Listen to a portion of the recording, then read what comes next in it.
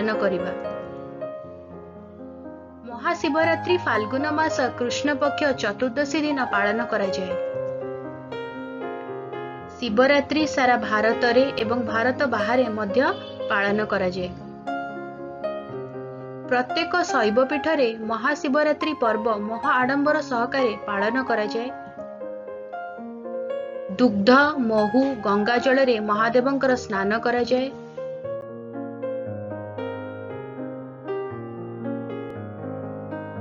धूप दीप पुष्प बेलपत्र नैवेद्य अर्पण करी भक्त माने महादेवंकर आराधना करिथांती। भक्त माने निर्जल उपवास करिथांती। रात्रिर जागर आलोकरे मंदिरर शोभा अति मनोरम होइथाए। महादीपर दर्शन रे भक्तर मन भक्ति भावरे पूरी उठे। शंख हुलहुली घंट और मार्दल ध्वनि रे समग्र जगत आनंदित हुए। शिवरात्रिर महात्म्य हेउछि आम जीवनरु